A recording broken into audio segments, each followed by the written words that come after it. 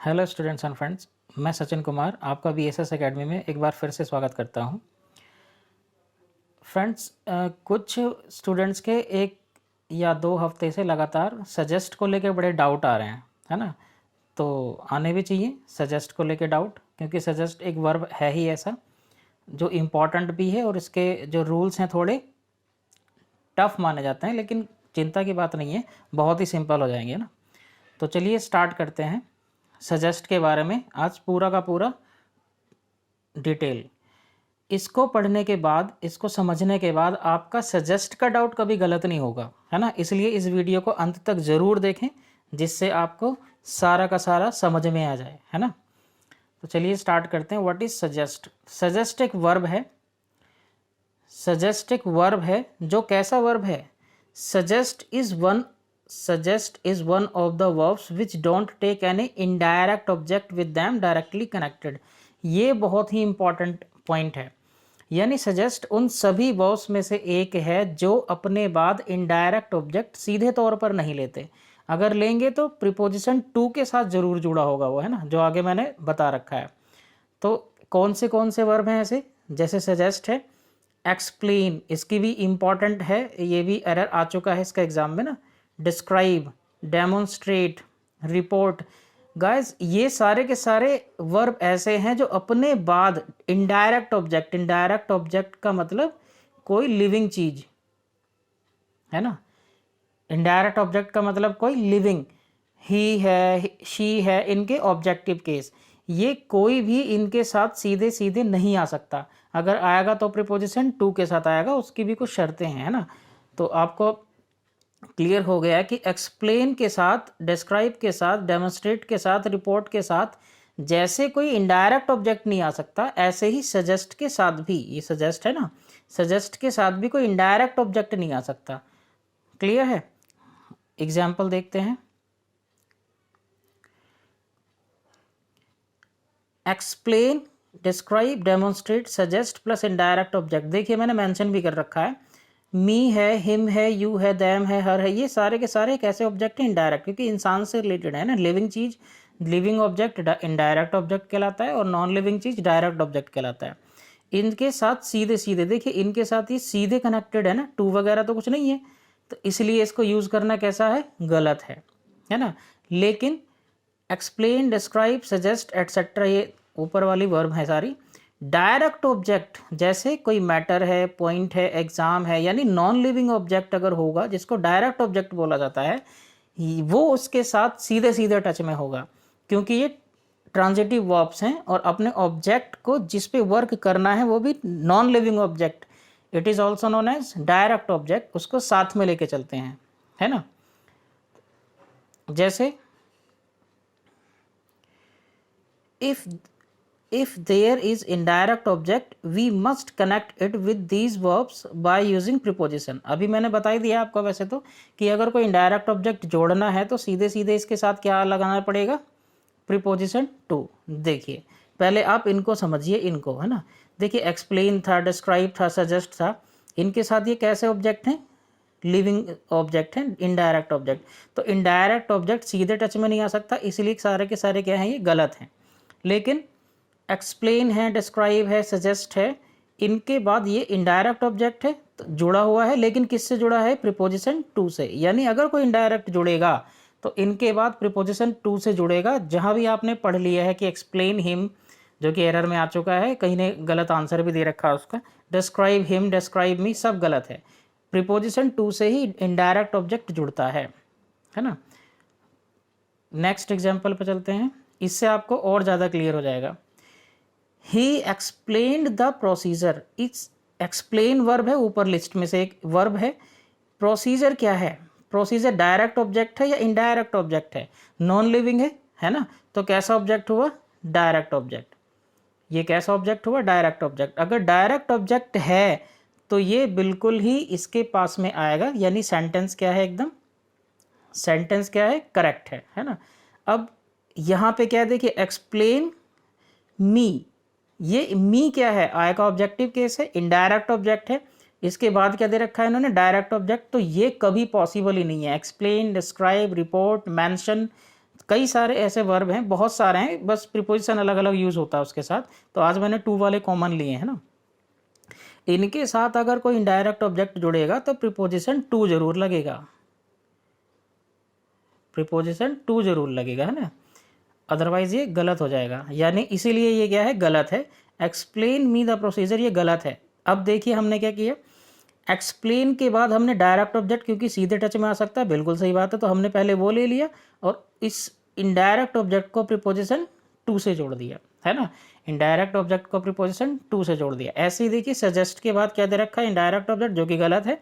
इसको जोड़ने के लिए क्या आना चाहिए था, प्रीपोजिशन टू। तो देखिए पहले 6 जो एग्जाम्पल है इसमें सजेस्ट के बाद ऑब्जेक्ट दे रखा है डायरेक्ट, है ना, तो क्योंकि सजेस्ट के बाद डायरेक्ट तो आ सकता है सीधे, लेकिन इनडायरेक्ट ऑब्जेक्ट को हमने किससे जोड़ दिया, टू से, प्रीपोजिशन टू से जोड़ दिया, है ना। अब ये वाला एग्जाम्पल देखिए, आप इसमें पहचान सकते हैं आसानी से। अब तो सजेस्ट के बाद जो ऑब्जेक्ट है ये कैसा ऑब्जेक्ट है, एग्जाम क्या है, एक नॉन लिविंग चीज़ है ना, प्रोसेस है एक, यानी ये डायरेक्ट ऑब्जेक्ट है, नॉन लिविंग है ना, डायरेक्ट ऑब्जेक्ट है। सजेस्ट के बाद डायरेक्टली एक डायरेक्ट ऑब्जेक्ट आ सकता है। इनडायरेक्ट ऑब्जेक्ट सीधे नहीं आ सकता, लेकिन डायरेक्ट ऑब्जेक्ट सीधे ही आएगा, वो प्रीपोजिशन से नहीं जुड़ सकता, है ना। तो यहाँ तक आपको क्लियर हो जाना चाहिए। अब ये तो थी इंट्रोडक्शन की, आखिर सजेस्ट के साथ ऑब्जेक्ट हम किस रूप में यूज़ करेंगे, सजेस्ट के साथ ऑब्जेक्ट किस रूप में यूज़ करेंगे। तो ध्यान रखिएगा, एक्सप्लेन वगैरह का जो रूल है वही सजेस्ट का है। अगर इनडायरेक्ट ऑब्जेक्ट जोड़ना है तो टू के साथ जुड़ेगा प्रीपोजिशन के, और अगर डायरेक्ट ऑब्जेक्ट है तो वो सीधे ही बिना किसी प्रीपोजिशन से के जुड़ जाएगा, है ना। अब आते हैं इसके रूल्स पे, जो बच्चों के डाउट्स चले आ रहे हैं कई दिनों से, है ना। तो अब के बाद अगर आपने ये ध्यान से पढ़ लिया, लिख लिया, समझ लिया, सजेस्ट का क्वेश्चन कभी गलत नहीं होगा, है ना। चलिए फर्स्ट एक ये जीरण का रूल है, आपको वर्ब में भी मैं पढ़ाऊंगा।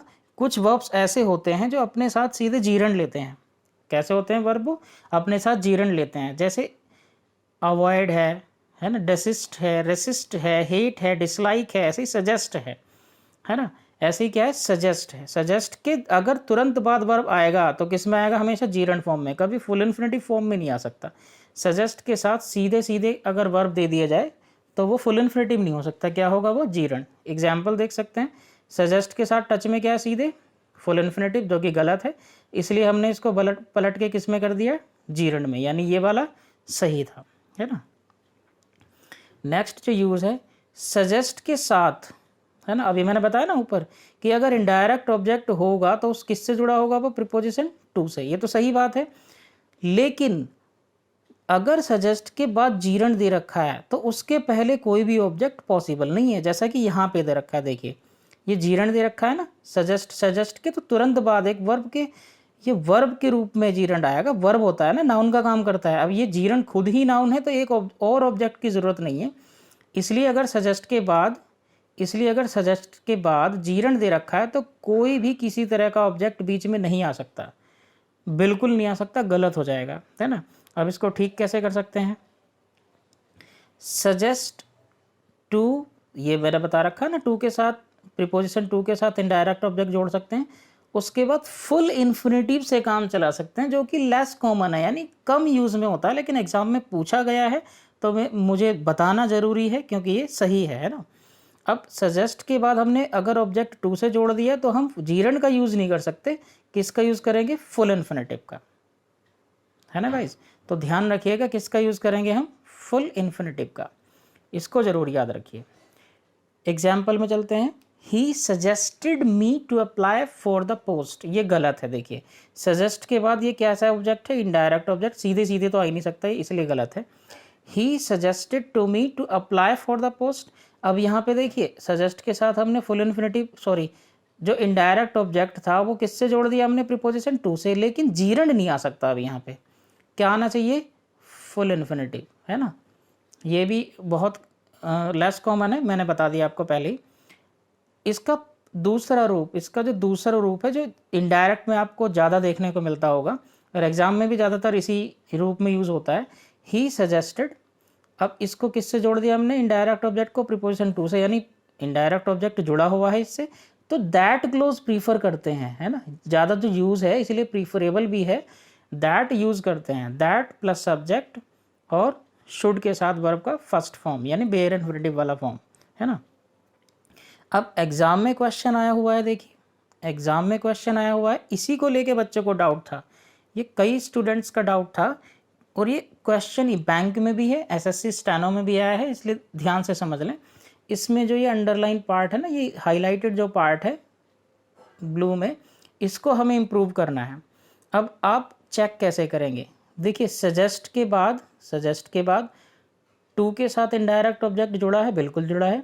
उसके बाद टू प्लस फर्स्ट फॉर्म है, बिल्कुल है, यानी ये स्ट्रक्चर तो सही हो सकता है। अब देखते हैं पहले इसके ऑप्शंस क्या क्या हैं। अगर ऑप्शंस में कुछ रिप्लेस करवाएगा तो इससे मिलता जुलता, बिल्कुल इससे बेहतर वाला जरूर होगा, जैसे दैट क्लोज वाला था ऊपर, तो वो तो है नहीं इसमें। अब देखते हैं ज़रा, अभी मैंने क्या बताया था, सजेस्टेड, ऑप्शन ए में देखिए सजेस्टेड के बाद इनडायरेक्ट ऑब्जेक्ट जुड़ा लेकिन जीरंड नहीं आ सकता, तो ये गलत।